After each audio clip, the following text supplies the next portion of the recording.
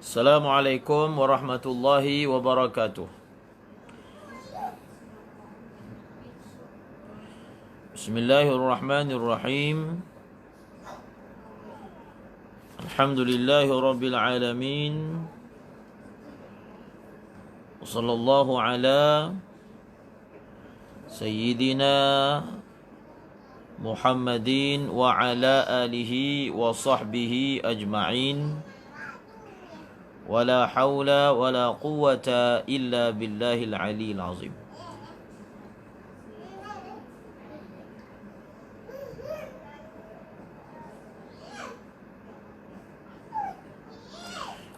Alhamdulillah, hari ini kita dapat bersiaran lagi bagi meneruskan pembacaan kita daripada kitab Fathul Mu'in.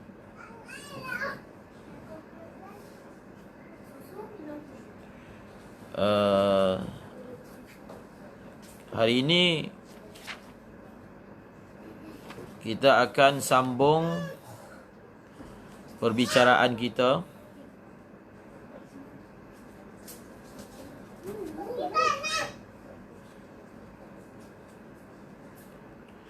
Masya Allah.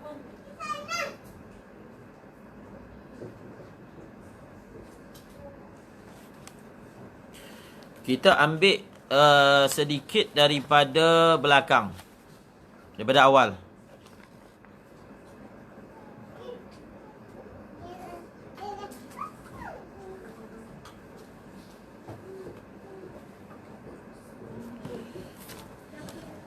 Tengok balik daripada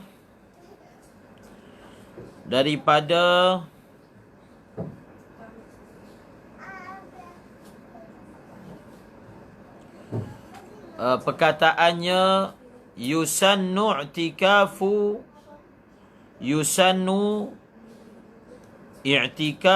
kulli waqtin, ataupun yusannu i'tikafun kulla waqtin. Yusannu i'tikafun kulla waqtin, disunatkan akan beriktikaf. Kulla waqtin, setiap waktu.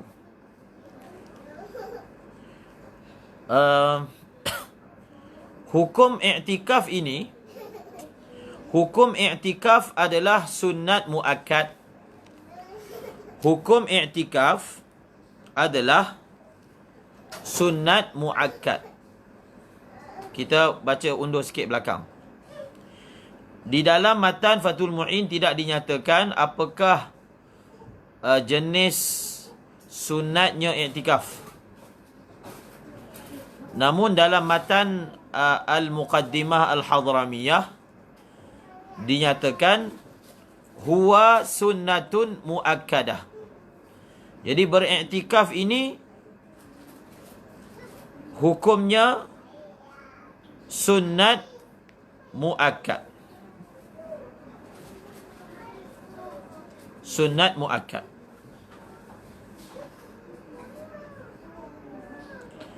Kulla waqtin. Dan kulla waqtin ini adalah zaraf kepada yusannu. Maksudnya hukum sunat itu adalah setiap waktu. Hukum sunat untuk i'tikaf adalah setiap waktu. Maknanya pada asalnya tidak ada waktu yang makruh i'tikaf min haisul waqt, daripada segi waktu. Macam contohnya kan sembahyang, ada waktu-waktu yang haram ataupun makruh sembahyang alal khilaf. Adapun i'tikaf, hukum sunatnya itu adalah setiap waktu. Setiap waktu. Dalam kitab I'anah menyebut hatta awqatil karahah. Hukum sunat itu meliputi sehingga waktu-waktu yang apa? Yang makruh ataupun haram. Makruh tahrimi. Habis.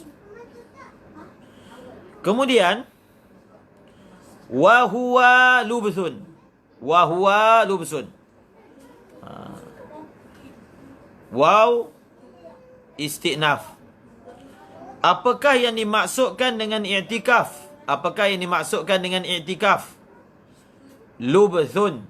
Lubsun. Fauqa qadri tuma'ninatis salah. Lubsun fauqa tuma'ninati qadri salah. Ini ta'rif i'tikaf. Wa huwa lubsun fauqa qadri tuma'ninati salah walau mutaraddidan fi masjidin. Walau mutaraddidan fi masjidin. Jadi apa dia punya keterangan tentang i'tikaf dalam kitab Fathul Mu'in? Wa huwa lubsun. I'tikaf ini adalah memberi makna lubus. Berdiam. Berdiam diri. Okey. Daripada perkataan lubsun, dalam kitab Fathul Mu'in telah ta'rifkan sebagai apa? Lubsun fauqa qadri tuma'ninati salah fi masjidin. Kita berhenti titik kat situ. Kita ambilnya sebagai ta'rif i'tikaf. Lubsun kait pertama fauqa qadri tuma'ninati salah. Kait yang kedua fi masjidin. Fi masjidin kait yang ketiga. Okey? 3 kait. Lubsun fauqa qadri tuma'ninati salah fi masjidin. 3 kait. Boleh? Okey. Saya ambil ta'rif i'tikaf yang diberikan oleh Al-Imam Ibn Hajar Al-Haytami dalam kitab Al-Manhajul Qawim. Dalam kitab beliau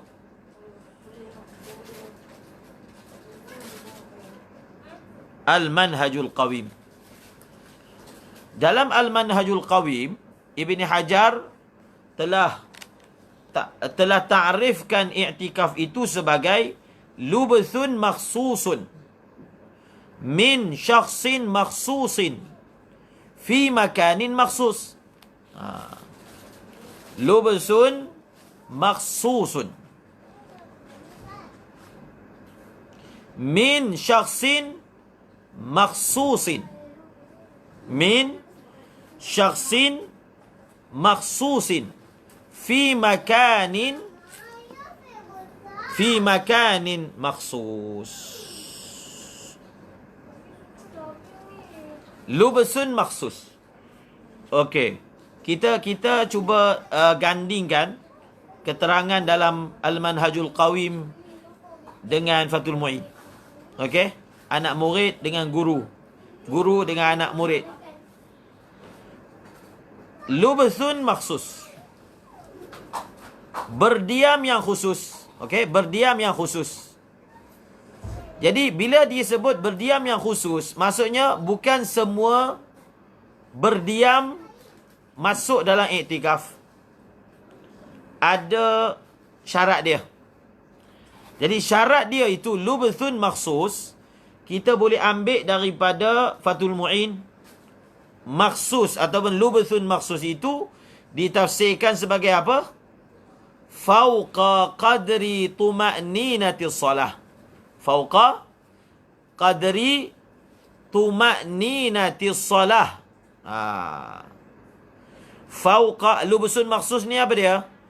Iaitu apa? Fauqa qadri tuma'ninati salah. Nampak tak? Kita gandingkan. Berdiam yang khusus. Berdiam yang khusus tu maksudnya dia punya kadar dia dia punya kadar dia melebihi kadar tumakninah solah. Tak cukup lagi. Lubsun maksus ni kita tafsirkan dengan dua. Kena cukupkan kaid ni. Lubsun maksus dengan makna fauqa qadri tumakninati solah biniyatil i'tikaf. Kena dua tu. Lubsun maksus itu maksudnya fauqa qadri tumakninati solah biniyatil i'tikaf.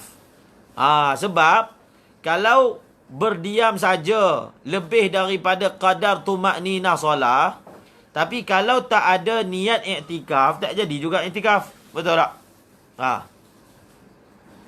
Itu dah dijelaskan. Kemudian lubsun maksus min syakhsin maksus. Min syakhsin maksus. Daripada orang yang khusus. Daripada perkataan daripada orang yang khusus, kita dapat kesan bahawasanya orang yang sah iktikafnya itu ada syarat-syaratnya. Orang yang sah iktikaf dia itu, dia ada syarat-syaratnya. Syarat-syaratnya. Jadi tak cukup syarat, maka orang itu, syakhsin maksus itu, maka tidak sahlah. Jadi apakah syarat orang yang nak iktikaf? Syarat dia. Syarat iktikaf. Syakhsin maksus. Dalam matan Fathul Mu'in, setakat yang kita baca, tak ada. Setakat yang kita, tapi akan ada sebut ke depan. Jadi, apakah syarat mu'takif? Syarat mu'takif. Orang yang nak iktikaf. Jadi, syarat dia adalah pertama apa? Islam. Syarat syakhsin maksus itu, ataupun syarat mu'takif, pertama dia mesti Islam. Syarat pertama Islam. Syarat yang kedua, dia mesti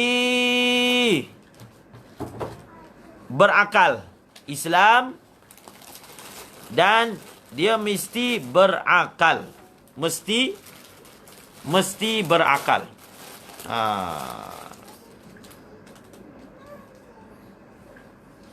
Mesti berakal. Okey? Syarat kedua berakal. Dalam kitab i'anah, takbir yang digunakan tamyiz. Dalam kitab i'anah, takbir yang digunakan tamyiz. Tamyiz. Dalam kitab Muqaddimah Hadramiyah berakal. Aqlun, tamyiz sama. Syarat mu'takif yang ketiga, an-naqa'u 'anil haidhi wan nifas. Bersih daripada haid dan nifas. Syarat yang ketiga. Syarat yang keempat, alla yakuna junuban. Jadi empat. Okey? Jadi maknanya apa? Syarat nak jadi mu'takif ini pertama Islam.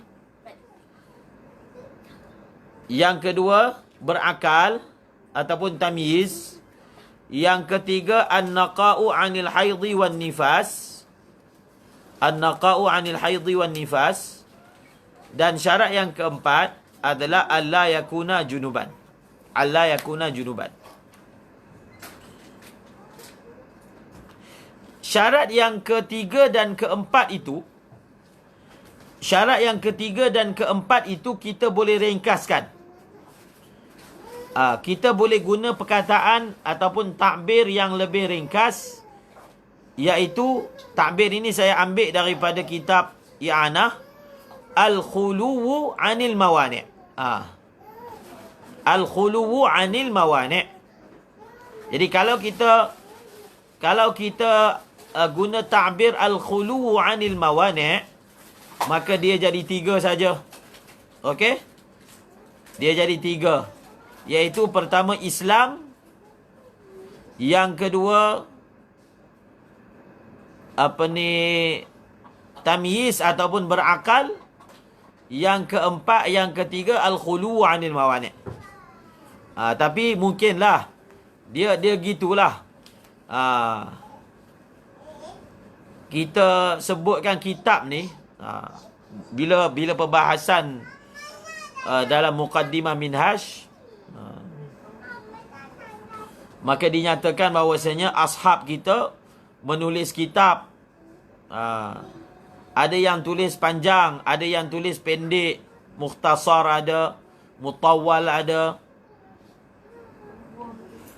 Sama ada kitab itu mukhtasar, sama ada kitab itu mabsut, mutawwal,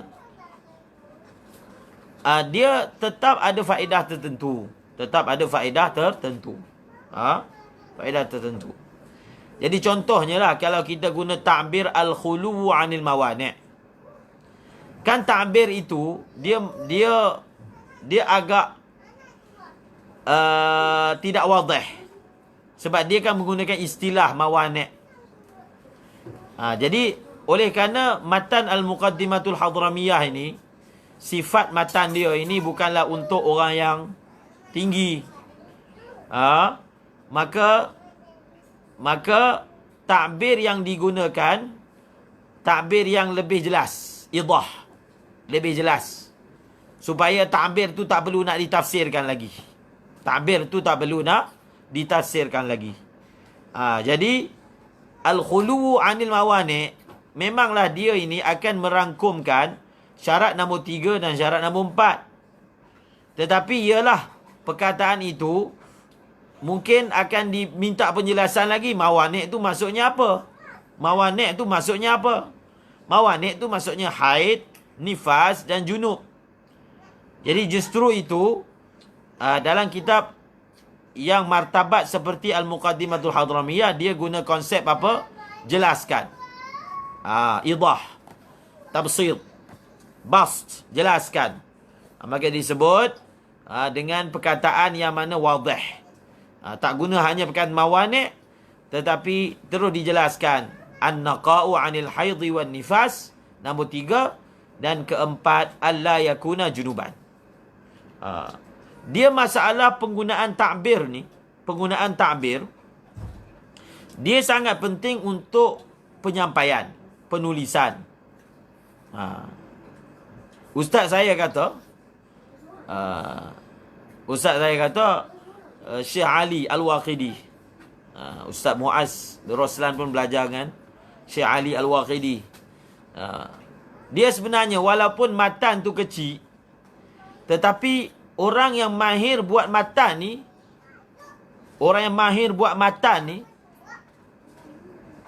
kurang. Sebab nak buat matan ni dia perlu kemahiran yang tinggi. Nak buat matan, dia perlu kemahiran yang tinggi.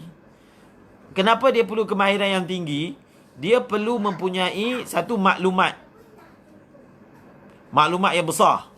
Tapi maklumat yang besar itu dia perlu kompreskan dengan perkataan, dengan sirah yang mana merangkumkan perkara yang perlu dirangkumkan.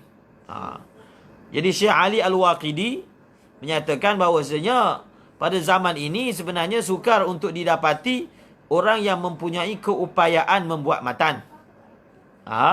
Mempunyai keupayaan membuat matan. Ya, sebab itu kita dalam penyampaian hukum, maka kalau fiqah ni dia syak. Kita terangkan dengan perkataan yang syak. Syak kepada jawapan. Tapi dengan meraihkan kait-kait yang penting. Kait-kait itu kadang-kadang bergantung kepada mustafti mungkin. Kita tengok adakah teks jawapan itu untuk orang persendirian ataupun untuk orang yang umum. Maka penulisan sirah jawapan ini dipelajari. Dilatih. Jadi kalau orang belajar ifta, kalau di India, Pakistan ni dia ada sistem Darul Ifta, yang mana sebenarnya tempat kita tak ada, Malaysia. Kelas Darul Ifta. Yang Syekh Muhammad Awamah Kalau tengok dalam kitab Ma'alim Irsyadiyah, beliau seperti menyatakan, maknanya mendambakan supaya sistem ifta yang mana ada dibuat secara meluas di India, di Pakistan, di Bangladesh ataupun diasaskan oleh Deoband, sistem tersebut diwujudkan, iaitu latihan mengeluarkan fatwa. Dia latihan mengeluarkan fatwa. Orang yang nak masuk kelas tu, dia sepatutnya dia sudah melepasi furuk. Dia sudah melepasi furuk. Tetapi apa yang dipelajari, antara yang dipelajari dalam Darul Ifta, iaitu mempelajari bagaimana menulis jawapan. Kadang-kadang jawapan tu betul, tapi dia punya sirah dia, jawapan tu betul, tetapi sirah jawapan itu tidak tepat. Maka pelajar yang berlatih ifta itu, soalan akan diberikan. Kadang soalan tu mungkin taklah rumit sangat, dan mereka akan tunjukkan jawapan kepada mufti. Maka mufti akan koreksi jawapan dia. Satu, koreksi daripada jawapan tu betul ke tak betul. Itu memang basic lah. Jawapan tu betul ke tak betul. Maksudnya kalau benda haram-haram lah, sunat-sunat, makruh-makruh, itu memang basic dalam fatwa. Tetapi di samping itu, dia akan koreksi tentang cara pengolahan ayat, sirah yang digunakan. Maka akan dihantar kepada mufti. Mana mufti itu adalah musyrif yang mengendalikan pengajian ifta tersebut. Dia akan koreksi. Dia kata ayat ni tak betul. Baiki. Sehingga pelajar itu terlatih dalam mengeluarkan apa? Mengeluarkan fatwa dengan isi yang betul dan pengolahan ayat yang betul. Ini selalu kita tekankan dan kita dapat pelajari daripada Muqaddimah Minhaj, dinyatakan bahawasanya Imam Nawawi misalnya, beliau tukar ibarat muharrar kepada ibarat lain. Bukan kerana ibarat muharrar tu dia punya mazmun dia salah.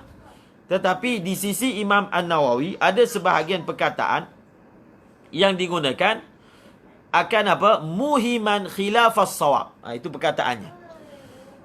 Ada setengah perkataan yang mana mewahamkan, menggambarkan benda yang tak betul.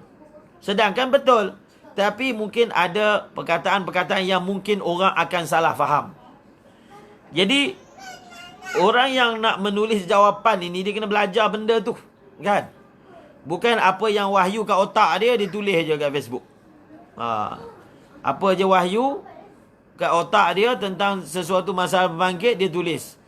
Di samping dia kena pastikan kesahihan jawapan, dia kena mempunyai keupayaan untuk menulis sirah jawapan tu dengan syak, dengan teliti, dengan meraihkan kait-kait yang tertentu. Okey. Dan ini juga dilatih dalam bahas masail. Ni banyak ni geng-geng bahas masail ni. Ustaz Fadli, Mumtaz, Ibrahim, Husnul, Luqman Dorani, Naufal, ni geng bahas masail. Jadi kan sebenarnya kita belajar di hujung bahas masail dengan musahihnya, moderatornya. Tapi di hujung tu kan belajar menulis sirah. Itu bukan biasa tu. Itu latihan menulis sirah jawapan. Itu adalah latihan sangat penting. Setelah kita berbahas, bermunaqasyah, kita dah dapat satu konklusi. Tapi konklusi tu perlu ditulis dengan sirah yang mantap. Dengan sirah yang mantap. Benda itu dilatih. Menulis dengan takbir yang mana dilatih oleh musyrif. Sehingga kan kalau kita lihatlah syarat-syarat untuk mengeluarkan fatwa, orang itu mesti mendapat latihan daripada mufti. Daripada apa? Daripada mufti. Syekh Haidar Hasan, guru kami, beliau menyebut dulu masa beliau belajar, semasa beliau belajar, beliau jadi tukang tulis fatwa bagi ustaz dia, iaitu Syekh Battah, Syekh Daud Battah. Jadi bila ada soalan yang dikemukakan kepada guru, maka perca kertas soalan itu akan ditulis jawapan oleh guru. Tukang tulisnya adalah syekh. Tulis tangan. Zaman tu memanglah tak ada komputer. Jadi daripada beliau menuliskan fatwa, sirah fatwa yang dikeluarkan oleh gurunya, beliau dapat belajar. Satu, dapat belajar menulislah dengan khat yang bagus. Khat. Yang kedua, beliau belajar daripada latihan menulis. Maknanya bila ada fatwa, beliau yang tukang tulisnya. Jadi bila dia tukang tulis tu, dia dapat belajar bagaimana gurunya memberi jawapan kepada soalan yang diberikan. Syekh Daud Battah. Jadi di situ. Jadi benda ini satu bab yang lain. Okey? Kita sambung. Jadi kita dah dapat min syakhsin makhsus fi makanin makhsus. Fi makanin makhsus ini, fi makanin makhsus maksudnya masjid lah. Maksudnya masjid. Masjid dengan segala juzuknya. Rahbah, sahan masjid, menara yang masuk dalam masjid, semua sekali. Okey? Faham tak? Okey, tadi saya sebut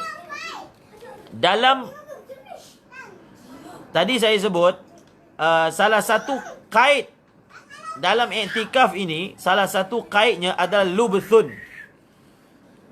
Salah satu kaid adalah apa? Lubthun. Okey. Daripada perkataan lubthun, kita dapat fahami bahawasanya kalaulah tidak ada lubthun, sama ada secara hakiki ataupun hukmi. Okey? Lubthun ni dia ada hakiki, dia ada hukmi. Kalau tidak ada lubthun, maka tidak sah iktikaf. Kalau tak ada lubthun. Okey. Apakah maksud tiada lubthun? Maksud tiada lubthun ialah ubur. Mujarradul ubur. Mujarradul ubur. Jadi kalau satu orang sekadar dia lintas je,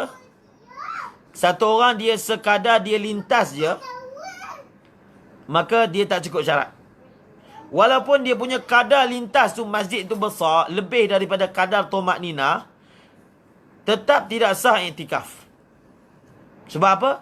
Syarat iktikaf dia mesti ada lubthun. Lubthun ni maksudnya sukun, istiqrar.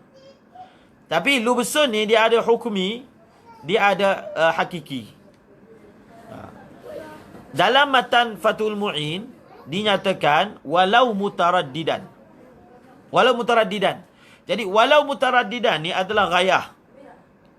Nak menyatakan dia kalau ikut sebenarnya orang yang mutaraddid, mundar-mandir. Orang yang mundar-mandir, kan? Orang yang mundar-mandir, dia tak ada istiqrar. Dia tak ada berhenti, dia tidak ada berdiam. Okey? Dia tidak ada berhenti dan dia tidak ada berdiam. Betul tak? Tak ada. Tetapi taraddud ni, mundar-mandir ni, dia dihukum sebagai lubs. Faham tak? Dihukum sebagai lubs. Jadi yang tak sah tu lintas ubur. Khalas. Yang tu tak sah.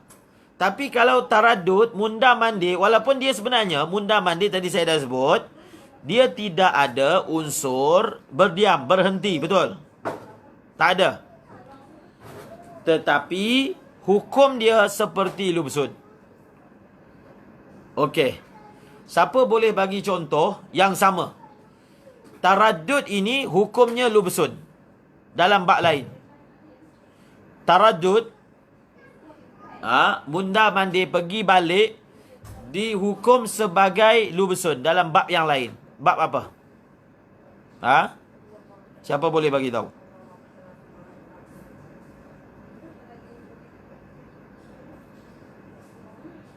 dalam bab haid, dalam bab junub, dalam bab junub.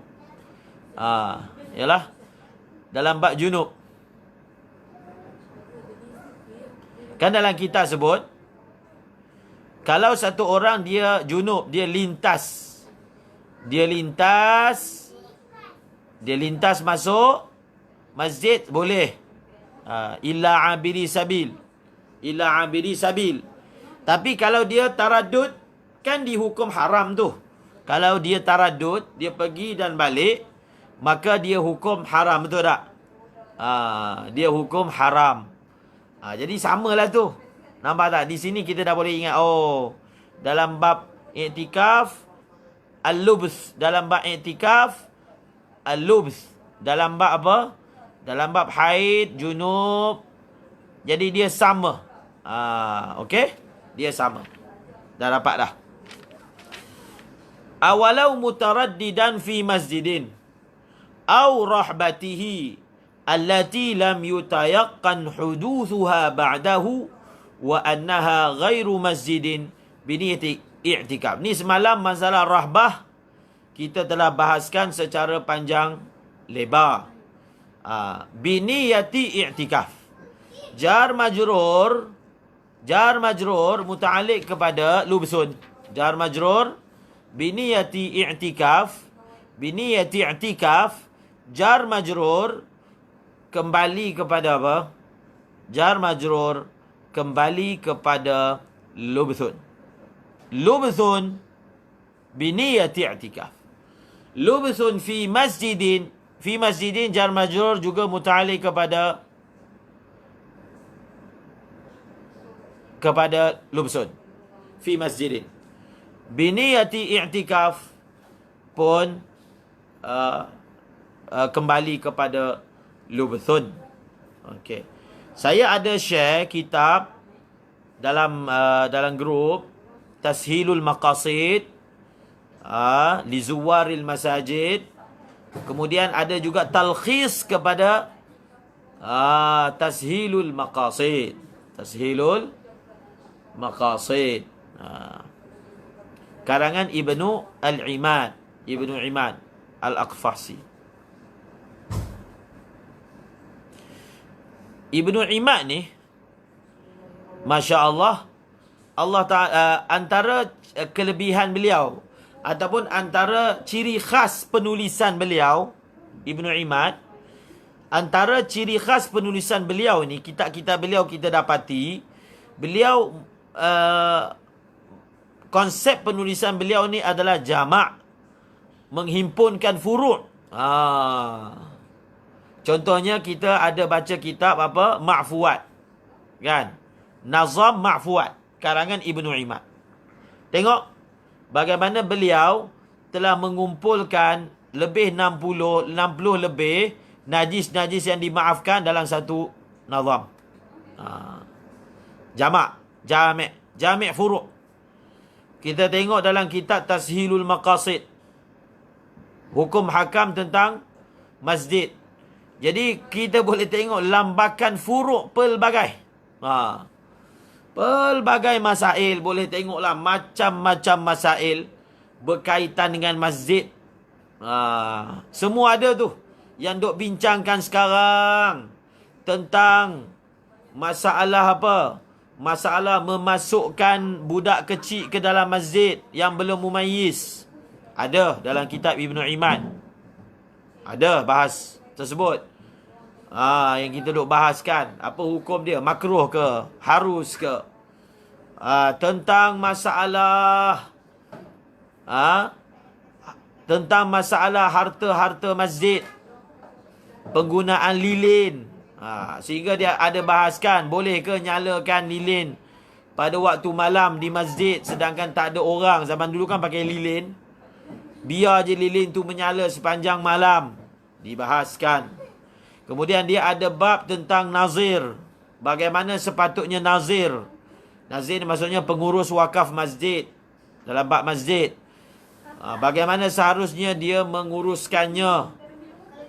Ada dalam kitab tersebut. Wang-wang masjid yang diwakafkan untuk masjid. Bagaimana pengurusan dia? Boleh ke? wang masjid ni nak bagi dekat mangsa COVID, orang rumah terbakar, boleh ke orang kampung rumah terbakar gunakan duit masjid yang disaluk, yang diwakafkan untuk masjid, diderma untuk maslahat masjid, kita guna untuk bantu orang kampung rumah terbakar, boleh ke?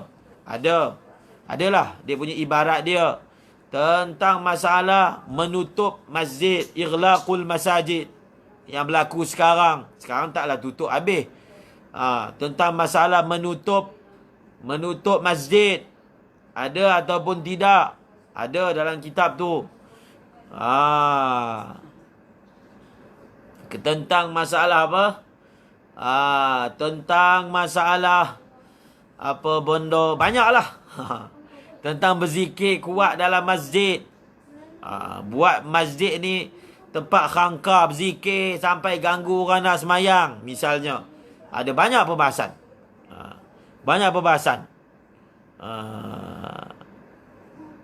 Guna untuk ustaz mengajar, boleh ke? Orang tanya soalan lah. Sekarang ni waktu COVID, jadi masjid ni ustaz tak mengajar, tapi duit tu dia bagi kat ustaz. Boleh ke ustaz tu ambil? Dia tak mengajar apa-apa, live pun tidak. Ngajar untuk faedah orang kampung tu tak ada. Boleh ke? Ustaz-ustaz jawab lah. Kalau ustaz-ustaz dia nak cari yang boleh lah fatwa. Betul tak? Boleh lah, saya nak cari yang boleh ni. PKP ni. PKP ni kita punya kantong kita kurang ni. Kantong kita kurang. Boleh ke? Kalau ada fatwa boleh, baguslah kan? Kalau ada fatwa boleh, baguslah. Tapi malangnya tak boleh. Kalau tanya saya cakap tak boleh. Tanya saya cakap tak boleh. Okey?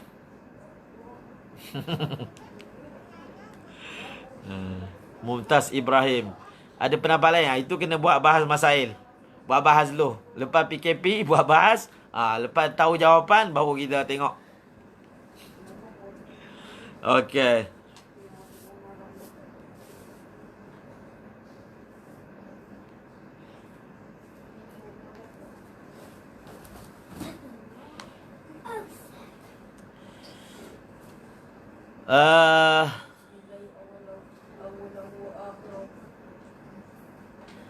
Habis. Sekarang ni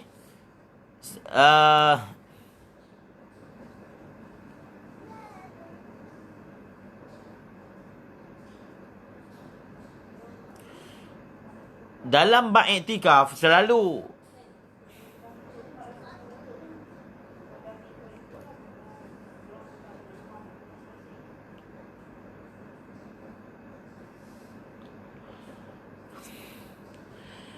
dalam bab iktikaf selalu saya ingatkan pelajar, dia punya masalah yang lebih rumit. Ini senang je ni yang kita baru baca tadi, ini senang. Yang lebih rumit lagi tentang masalah apa dalam bab iktikaf ni, hukum lah, iaitu dalam masalah apakah perkara yang memutuskan berturut-turut. Kalau orang itu dia iktikaf nazar berturut-turut, apakah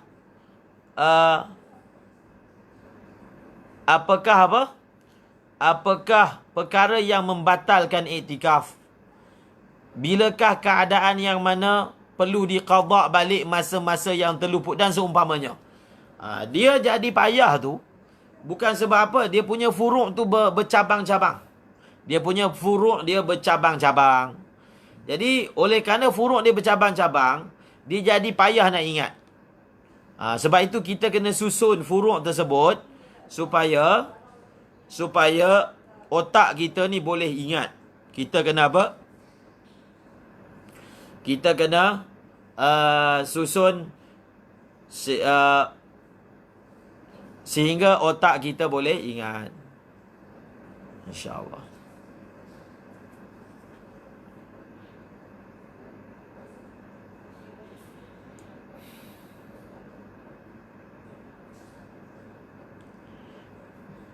Okey, kita sambung. Ha. Walau kharaja. Ha, ini yang payah ni sebenarnya dalam i'tikaf yang kita nak baca ni. Saya dah sebut tadi, dia punya payah dia sebab dia punya furuk tu bercabang-cabang. Sebab itu saya selalu ingatkan pelajar, kita antara cabaran dia fiqh tu susah. Satu bukan nak faham masalah tu susah, tapi masalah tu bercabang-cabang. Masalah tu bercabang-cabang. Jadi cara kita nak ingat, kita kena buat talkhis. Okey? Cara kita nak ingat, kaedah dia, kita kena buat talkhis. Jadi saya selalu pesan kat pelajar, kita ni orang belajar, kita kena bantu diri kita sendiri. Waktu zaman belajar, satu orang dia tahu dia punya kelemahan. Ada orang dia tak boleh. Kalau satu benda tak dirajahkan, dia tak boleh buat. Dia tak boleh masuk benda tu. Jadi dia buat rajah lah. Ataupun dia tengok kita yang ada buat rajah. Ada orang kena lukis dulu baru faham. Jadi setiap orang dia tahu apa dia punya kehendak diri dia, kemampuan diri dia, maka dia bantu diri dia. Dia bantu diri dia. Sebab itu ada kitab senang, ada kitab susah, ada kitab talkhis. Jadi pilihlah yang sesuai untuk kita, untuk bantu meningkatkan kita. Untuk bantu meningkatkan kita. Jadi kitab yang banyak sebut talkhis ni, khulasah ni, kitab Hasyiah Syarqawi. Hasyiah Syarqawi. Hasyiah Syarqawi banyaklah. Kalau ada orang boleh kumpulkan dalam Hasyiah Syarqawi, banyak khulasah. Cuba tengok berapa banyak mungkin kita boleh dapat kumpulkan berpuluh-puluh khulasah yang dibuat dalam kitab apa? Dalam kitab Hasyiah Syarqawi. Okey? Kemudian Syekh Haidar Hasan, beliau menyebut antara cara Syekh Daud Battah, antara cara beliau mengajar, habis sahaja kelas beliau akan buat ringkasan. Syekh Daud Battah, habis sahaja kelas beliau akan buat khulasah. Misalnya saya ada tulisan tangan Syekh Daud Battah, tapi photostat lah, ambil daripada Syekh Haidar. Syekh Daud Battah sendiri yang tulis, iaitu khulasah bagi kitab tahrir. Khulasah bagi kitab tahrir. Sampai bab apa yang ada kat tangan saya ni, iaitu sampai bab ghasab. Jadi masih ada lagi dalam bentuk tulisan tangan Syekh Daud Battah yang kita photostat daripada Syekh Haidar Hasan Salim Al-Waqidi. Okey, jadi kita kena bantulah. Kita kena bantu diri kita untuk faham. Jadi sebab tu wujudnya takrirat sadidah, betul. Tapi jangan baca takrirat je. Jangan baca takrirat sahaja. Takrirat itu memang dia mudah. Selalunya saya kalau bab iktikaf, saya suruh pelajar, lepas kita habis baca minhaj, kita akan tengok dalam takrirat. Jadi tujuan dia ambil takrirat tu supaya yang berserabut tu tengok macam mana takrirat susun. Macam mana apa? Macam mana takrirat susun. Bab ni iktikaf ni. Jadi bantulah diri sendiri. Tapi seperti mana yang kita selalu sebut, orang yang belajar ni dia kena latih minda dia untuk faham benda yang sulit, benda yang rumit. Okey? Okey, sambung. Walau kharaja walau li khala'in malam yuqaddir malam yuqaddir al-i'tikafa al-manduba awil manzura bimuddatin bila azmi audin jaddadan niyata wujuban in aradahu wa kadha idha ada ba'da al-khuruji li ghairi nahwi khala'in man qayyadahu biha ka yaumin. Ini tengok ni. Jadi tengok macam mana kita nak susun. Macam ni. Kita bahagikan iktikaf ni. Iktikaf ni dia terbahagi kepada dua. Asas dia. Iktikaf terbahagi kepada dua. Satu, iktikaf mutlak. Iktikaf mutlak ni kalau kita nak bagi perkataan yang lain, maksudnya ghairu muqaddar bimuddah. Ghairu muqaddar bimuddah. Kita panggil iktikaf mutlak. Iktikaf mutlak. Satu lagi, iktikaf muqaddar bimuddah. Iktikaf mutlak maksudnya iktikaf ghairu muqaddar bimuddah. Satu lagi i'tikaf muqaddar bimuddah. Jadi pecah dua. Tengok. Pecah dua ni. Ini pecah ni, kita pecahkan ni untuk faham mana surah yang bila keluar masuk balik kena tajdidun niyah. Mana surah yang bila masuk balik tak perlu tajdid. Tajdid maksudnya memperbaharui niat. Cuba tengok matan. Walau kharaja, kalaulah keluar, li khala, walau kharaja, walau li khala ghayah. Kalaulah telah keluar, walau kana khurujuhu li khala, walaupun keluarnya itu untuk pergi tandas. Man tu adalah fa'il kepada kharaja. Oleh orang yang tidak mengkadarkan iktikaf. Okey? Orang yang tidak mengkadarkan iktikaf yang sunat ataupun iktikaf nazar bimuddah. Bimuddah ini muta'alliq kepada yuqaddir. Bimuddah ini muta'alliq kepada yuqaddir bila azmin. Jadi bila azmin ni kita boleh i'rab dia ni, jar majrur ni dia jadi hal. Hala kaunihi ghaira azimin ala audin. Jaddadan niyata itu jawab kepada lau. Kena tulis dulu dia punya marja' dia. Dia punya nahu dulu, baru dia jadi. Baru dia jadi. Man fa'il kepada kharaja. Walau li khala takdir dia walau kana khurujuhu li khala. Al-mandub awil manzur sifat kepada al-i'tikaf. Bimuddah jar majrur muta'alliq kepada yuqaddir, lam yuqaddir. Bila azmin jar majrur kita takdir dia jadi hal keadaan. Tiada azam untuk kembali. Jaddadan niyata. Jaddadan niyata ini adalah jawab kepada lau. Jaddadan niyata. Okey. In aradahu ni adalah in aradahu dia punya jawab dia jaddadan niyata juga. Kita dapat ketahui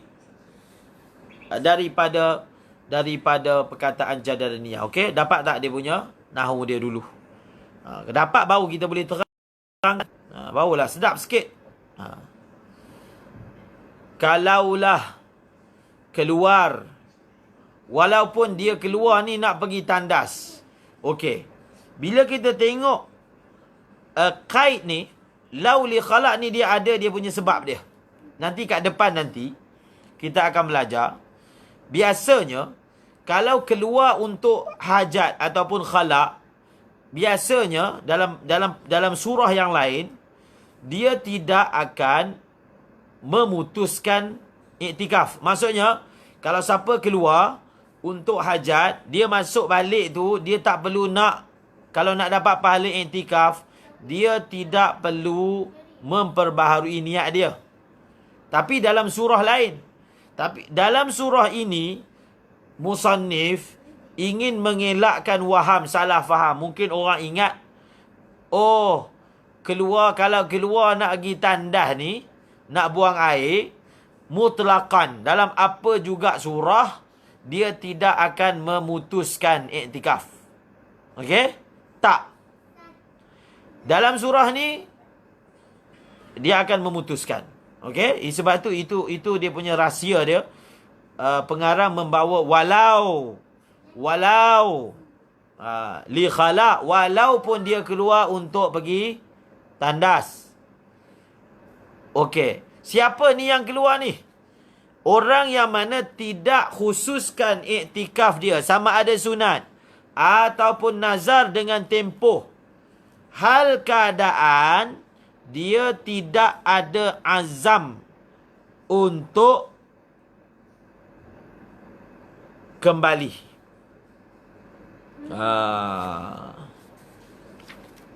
Maka dia perlu memperbaharui niat dia. Okey, untuk surah yang pertama, siapa boleh buat khulasah dia? Surah pertama. Surah pertama ni.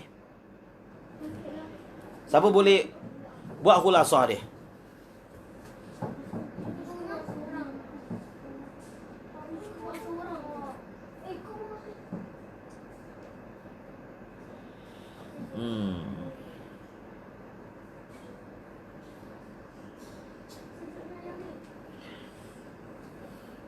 Siapa boleh ringkaskan ayat dia?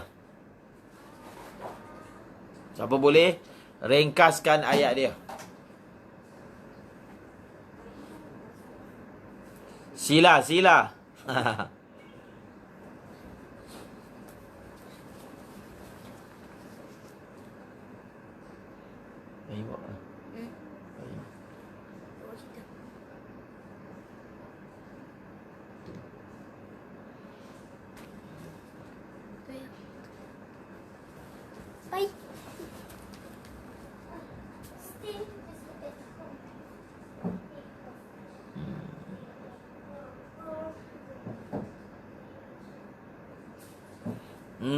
Begitu. Ustaz Azim buat.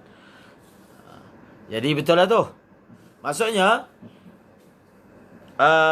sekarang tadi kan kita pecahkan iktikaf mutlak. Jadi kalau orang tu dia masuk masjid, dia niat nak iktikaf, tanpa kata nak iktikaf sejam ke, 2 jam ke, 5 minit ke, tak ada. Jadi kalau dia punya iktikaf mutlak macam tu, lalu dia keluar. Dia keluar walaupun pergi tandas. Bila dia masuk balik, dia perlu memperbaharui niat dia. Bila tu dia perlu? Dia perlu memperbaharui niat dia. Kalau semasa dia keluar, dia tidak ada azam untuk masuk balik. Nanti kat depan ada dia punya mafhum dia. Kalau dia keluar, dia ada azam untuk masuk balik, maka dia tidak perlu tajdid niat. Okey? Dia dari i'anah ni pun ada khulasah.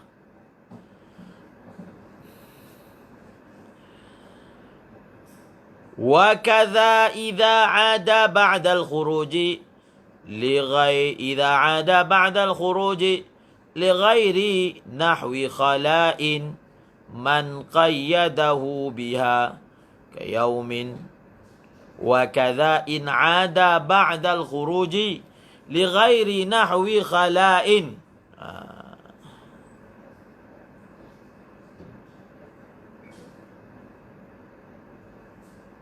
من قيده بها. Nampak? Jadi wakaza ni takdir. Wakaza ni maksudnya wajaba tajdidun niyah. Maksudnya wajaba tajdidun niyah. Wakaza. Begitu juga apa? Maksudnya kena tajdidun niyah, kena perbaharui niat. Idza ada ba'dal khuruj li ghairi nahwi khala'in man qayyadahu biha. Jadi man qayyadahu biha ni fa'il kepada ada. Ini surah kedua. Jadi kita terangkan ikut surah. Satu surah. Tidak ada berbelit. Jadi wakaza ni, hukum selepas wakaza sama macam hukum sebelum wakaza. Hukum sebelum wakaza ni apa? wajib memperbaharui niat kan? Hukum selepas surah selepas wakaza pun wajib tajdidun niyah. Bila ni? Surah yang kedua ni, orang itu dia telah mengkaitkan i'tikaf dia dengan apa? Dengan muddah. Dia telah mengkaitkan i'tikaf dia dengan muddah. Tetapi dia keluar untuk selain hajat, selain urusan buang air besar, buang air kecil. Wa kadza. Maksudnya apa? Dia juga perlu memperbaharui niat. Okey? Yang kita dah dapat dah 2 surah. Maksudnya siapa yang iktikaf dia muqaddar bimuddah, dia keluar untuk urusan selain daripada khala', maka dia masuk balik, dia perlu apa? Dia perlu tajdidun niyah. Dia perlu apa?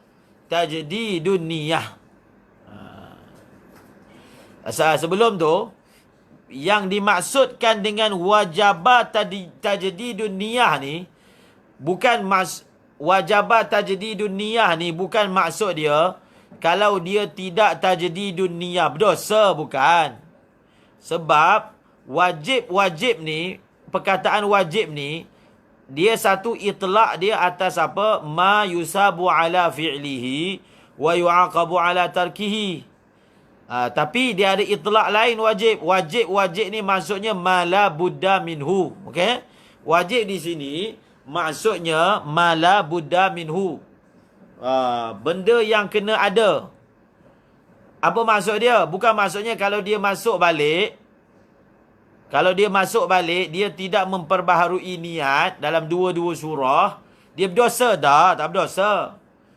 Cuma dia tak dapat pahala iktikaf tu. Untuk yang kali kedua masuk tu, untuk masuk semula tu, kalau dia tidak tajdidun niyah, dia tidak dapat pahala i'tikaf. Okey? Dia tak dapat pahala i'tikaf. Okey, daripada surah kedua, kita boleh terbitkan surah ketiga. Begitu. Daripada surah kedua, kita boleh terbitkan surah yang ketiga.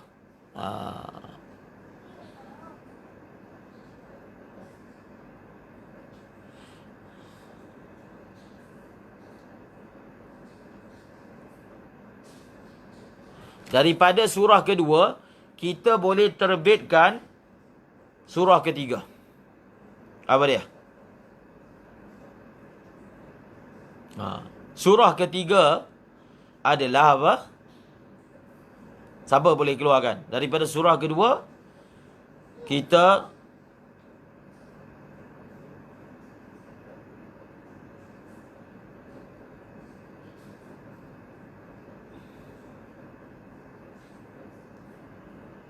boleh keluarkan surah ketiga.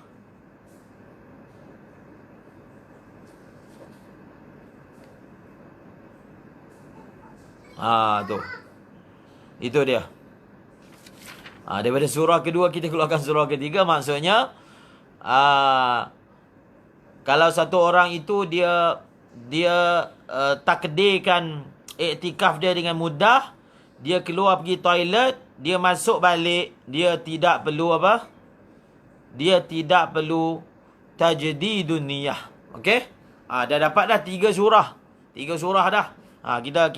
Kita hafal sikit-sikit. Tidak dia serabut. Kita hafal sikit-sikit.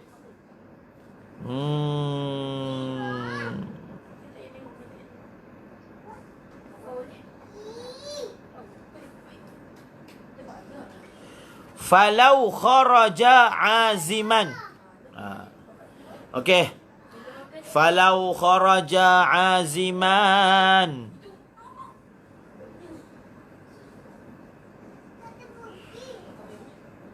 Falau kharaja aziman al-auda fa'ada lam yajib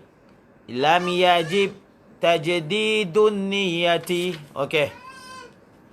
Kalaulah keluarlah dia. Falau kharaja, kalau keluarlah dia. Dia ni kembali kepada kedua-dua surah. Okey. Dia ni falau kharaja,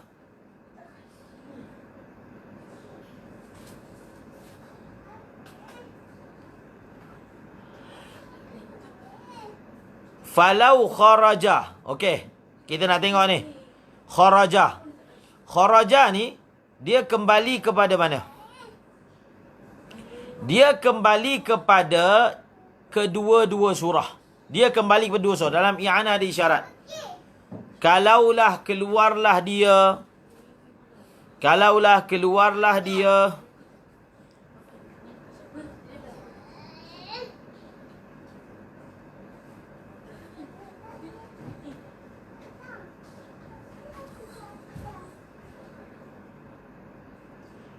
Jadi, kalaulah keluarlah dia. Dia tu kembali kepada mana? Dia tu. Kembali kepada mana?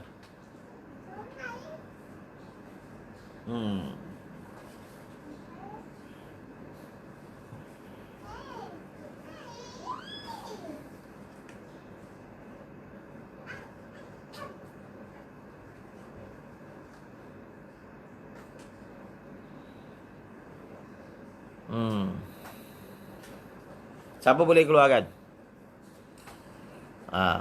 Jadi daripada ibarat ni, falau kharaja aziman al-auda fa'ada, kita boleh keluarkan dua surah. Jadi surah kita akan jadi 5. Kita akan dapat 5 dah masalah.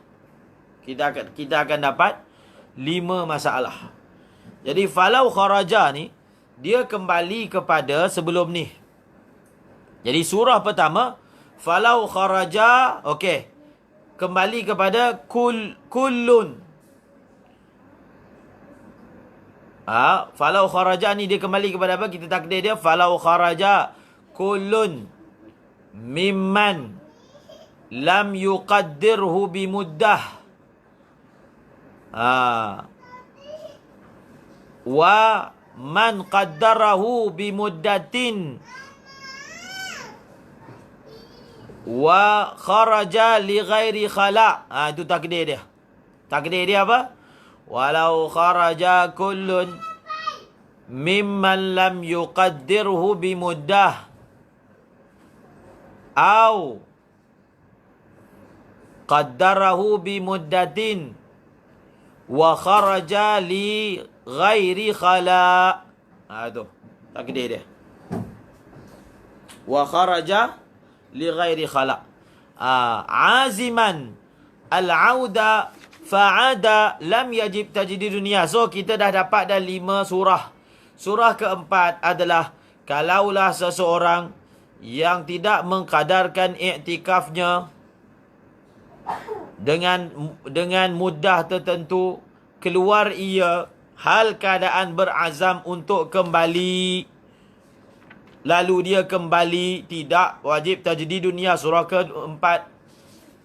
Surah kelima, kalaulah orang yang telah mengkadarkan iktikafnya dengan satu tempoh dan keluarlah ia untuk tujuan selain khala, hal keadaan azam kembali, untuk kembali, maka tidak wajib tajdid dunia.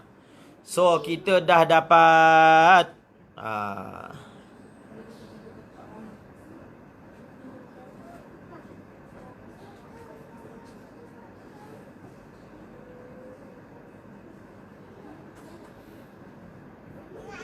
kita dah dapat 5 surah. Kita dah dapat 5 masalah lah. Kita dah dapat 5 masalah. Jadi kan senang tu nak ingat. Oh macam ni surah pertama, kedua, ketiga, keempat, kelima. Kita dah tahu dah.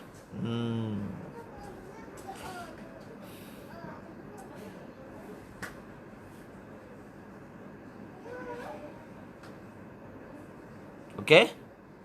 Jadi dia punya ilat dia apa? Dia punya elat dia. Kenapa kalau ada beza hukum antara azam dengan tak ada azam? Kenapa?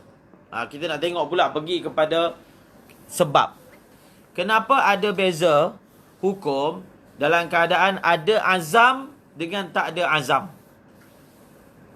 Ada azam dengan tak ada azam. Dalam kitab I'anah sebut, li'anna azmahu 'alal 'audi qaimun maqaman niyati. Itu elak dia. Kenapa ada hukum beza antara azam dengan tak ada azam? Azam dengan tak ada azam. Sebab dia sebut gini, li'anna azmahu 'alal 'audi qaimun maqaman niyati. Kerana dia punya azam nak balik tu, kira hukum dia seperti dia ada niat. Dia ada niat. Okey? Nanti ambil nota, cuba tengok dalam surah Muddah. Okey? Dalam surah Muddah, nampak tak? Kan dia ada beza. Kalau dia muqaddar bi muddah, khalaq, keluar untuk khalaq, tidak memutuskan. Tapi kalau dia keluar, kalau dia punya i'tikafnya mutlak, walaupun keluar untuk khalaq, dia tetap memudaratkan. Di sini kita akan dapat satu perkara lagi.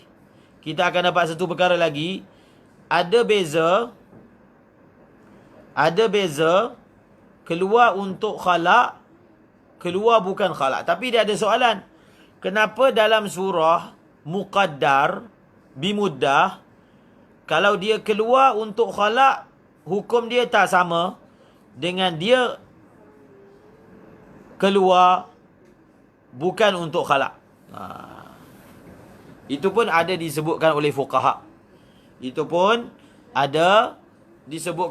Ini kena faham dulu ni, masalah khalaq tak khalaq ni, sebab dia akan memberi faedah, bantuan untuk faham masalah yang seterusnya.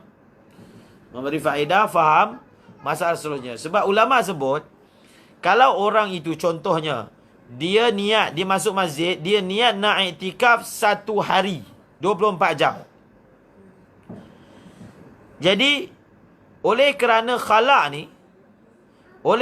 khalaq, maksudnya keperluan buang air besar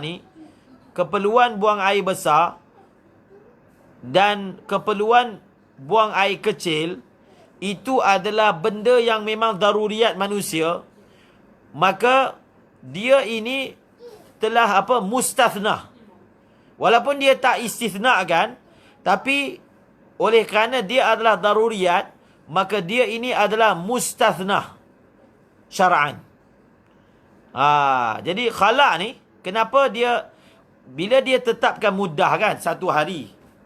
Jadi ghalibnya dalam masa 1 hari, orang akan ada keperluan pergi tandas. Jadi walaupun dia tidak istisnakan, dia kata saya akan iktikaf 1 hari kecuali kalau saya nak pergi tandas. Dia tak perlu nak nyatakan kecuali kalau saya nak pergi tandas, tak perlu nak istisnakan. Tak sama, ambil wuduk tak sama hukum dia. Khalaq lain, khalaq saja, hajat. Jadi dia mustasna. Dia mustasna dhimnan. Dia panggil apa? Dia ini adalah apa? Mustathna dhimnan.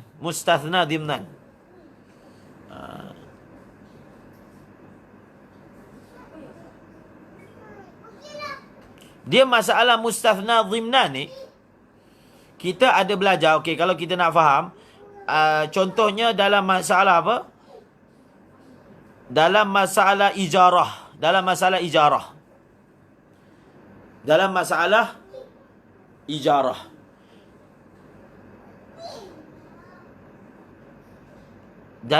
ijarah, ulama kata, kalau contohnya satu orang ini dia mengambil upah untuk buat kerja dalam masa 10 jam.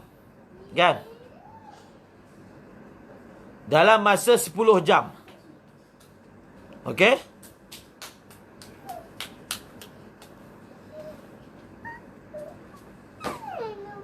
Dalam masa 10 jam.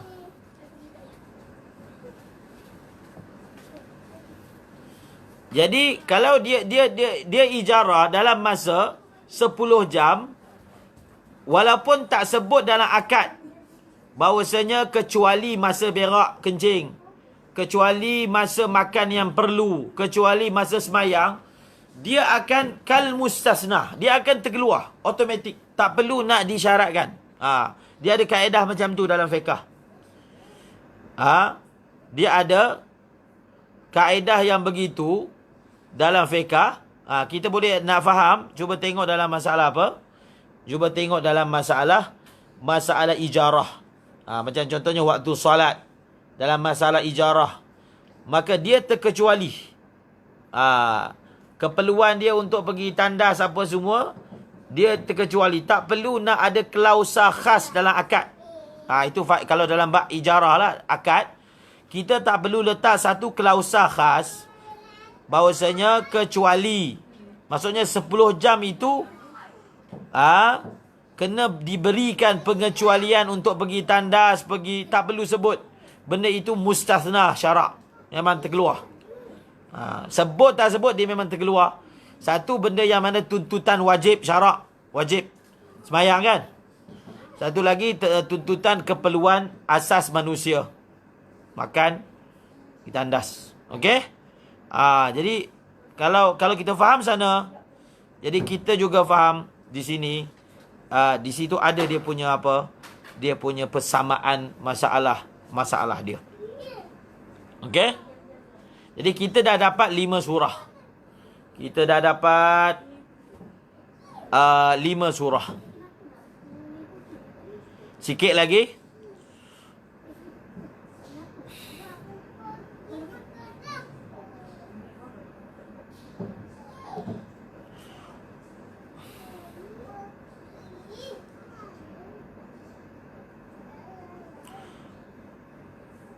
ولا يضر الخروج في اعتكاف نوى تتابعه كأن نوى اعتكاف أسبوع أو شهر متتابع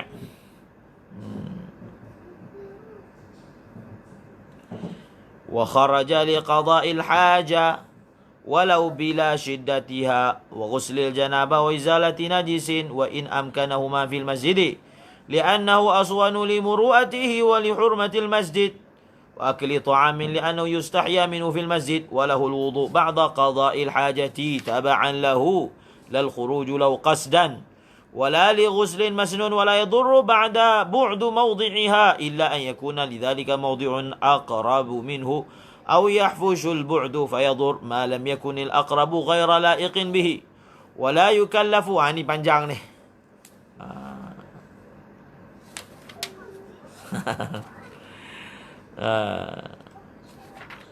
Sekarang ni, okey, kita dah dapat 5 surah. Sekarang ni kita yang lebih mencabar lagi dalam bab i'tikaf ni, yang lebih mencabar lagi dalam bab i'tikaf ni ialah masalah i'tikaf manzur yang al-masyrut fihi at-tatabu'. Ini lebih mencabar lagi. Al-i'tikaf al-manzur al-mashrutu fihi at-tatabu'. Al-i'tikaf al-manzuru al-mashrutu fihi at-tatabu'. I'tikaf yang dinazarkan, yang disyaratkan padanya berturut-turut. Ini satu lagi bahagian. Ini ada satu lagi bahagian perbahasan yang sebenarnya lebih panjang. Lebih panjang. So kita tengok sikit-sikit. Sikit lagi kita ada. Wala, mula daripada situ. Wala yadurrul khuruj fi i'tikafin nawa tatabu'ahu.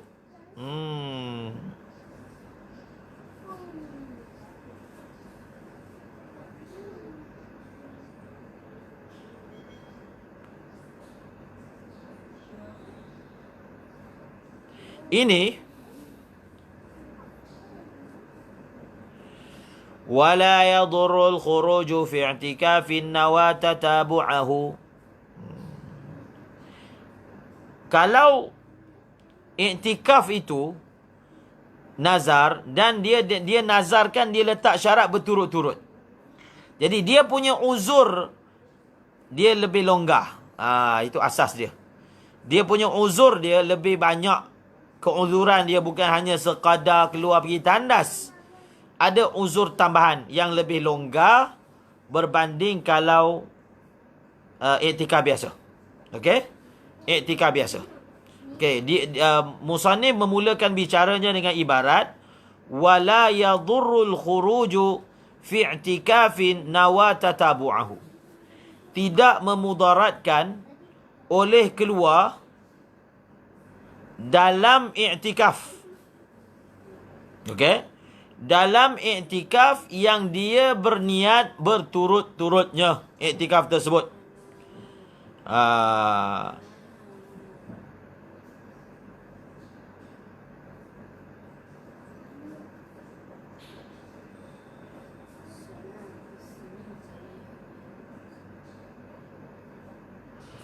Ka'an nawa i'tikafa usbu' aw syahrin mutatabi' wa kharaja liqada'i hajatin. Ini. Cuma ada satu tambih. Tambih ini ada disebut dalam kitab i'anah. Ada dalam i'anah. Dia perkataan tu nawa tatabu'ahu. Nawa tatabu'ahu. Dhaif tu. Dhaif. Faham tak? Nawa tatabu'ahu tu dia dhaif. Kalau dalam minhaj dinyatakan dia untuk tatabu' ni dia tak memadai dengan niat. Tidak memadai dengan niat, tetapi wajib apa? Wajib lafazkan. Kalau Imam Rafi'i dengan Imam Nawawi dalam i'anah pun ada bagi sebut wallazi sahahu syaikhani adama wujubihi bin niyah. Tu kena tanda tu. Jadi nawa tatabu'ahu ni pengarang Fathul Mu'in dia ikut tarjih mutaakhirin. Sebahagian mutaakhirin yang tarjihkan begitu. Tetapi Ibnu Hajar Al-Haytami sendiri dalam Tuhfah misalnya, Imam Nawawi, Imam Rafi'i, bagi mereka kalau satu orang tu dia nazar saya nak iktikaf seminggu, tapi dia tak sebut seminggu berturut-turut, maka 7 hari itu tak wajib apa? 7 hari berturut-turut. Dia perlu apa? Lafazkan. Kalau dia kata saya bernazar niat iktikaf seminggu tanpa dia melafazkan yang berturut-turut, secara berturut-turut, maka dia tak wajib dibuat secara berturut-turut. Okey, kita tanda perkataan i'anah wallazi sahahahu syaikhani. Ini perkataan i'anah. Wallazi sahahahu syaikhani adamu wujubi bin niyah. Adamu wujubihi. Hi itu tatabu' bin niyah. Kalau perkataan Ibni Hajar dalam Tuhfah, was-sahihu annahu la yajibut tatabu'u bila syartin wa innawah. Okey, itu dua tu kena tanda lah. Siapa ada i'anah tak apalah. Siapa tak ada i'anah dia boleh tanda ke atas tu ini min haisul madhab, dhaif lah. Satu tulis wallazi sahahahu syaikhan adamu wujubihi bin niyah. Pandangan yang disahihkan oleh Imam Rafi'i dan juga Imam Nawawi, adamu wujubihi ini tatabu' bin niyah. Okey. Kemudian yang dalam Tuhfah sekali dengan Minhaj, was-sahihu annahu la yajibu tatabu'u bila syartin wa innawa. Itu pun ibarat minhaj tu. Okey? Ibarat minhaj apa? Was-sahihu annahu la yajibu tatabu'u bila syartin wa innawa. Dua ibarat tu penting untuk dijadikan catatan. Untuk dijadikan catatan. Okey, sekali lagi. Walladhi sahahu syaikhani adamu wujubihi bin niyati. Itu ibarat i'anah. Dan ibarat dalam minhaj sekali dengan tuhfa, was-sahihu annahu la yajibut tatabu'u bila syartin. Dia kena lafazkan. Kalau dia tidak lafazkan, maka tidak jadi. Okey?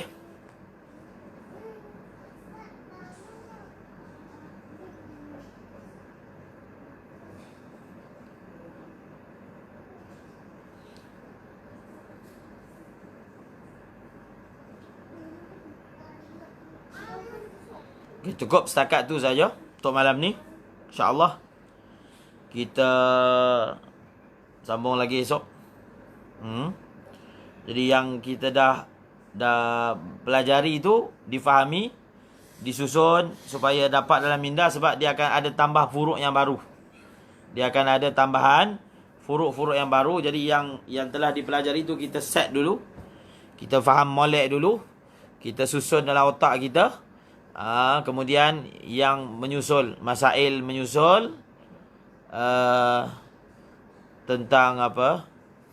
Masalah nazar, tatabu' dan lain-lain. Banyak tu dia punya cabang-cabang lagi di hadapan.